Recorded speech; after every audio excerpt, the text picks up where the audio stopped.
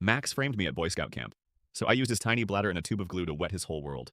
While everyone else was at the lake, I paid a visit to Max's tent. I brought along a tiny clear tube of industrial superglue I'd packed for model making. I didn't glue the zipper shut, that would be too obvious.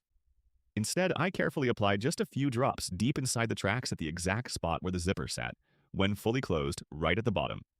It would glide perfectly fine for an inch or two, and then hit an invisible, rock-hard dead end. That night at the campfire, I went out of my way to be friendly. I passed Max the cooler. I offered him a couple of sodas.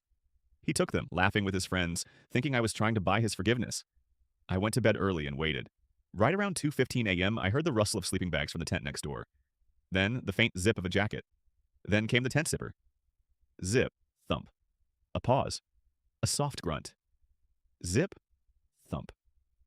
At first, it was just frustrated whispering between Max and his tent mates. Then came the aggressive, rhythmic tugging. Within 10 minutes, it sounded like a full-on wrestling match with the nylon canvas. I sat up in my sleeping bag, checking my watch.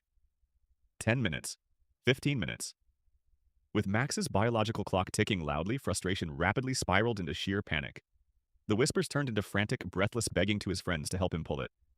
I could hear the absolute desperation in his voice as pride completely dissolved in the dark.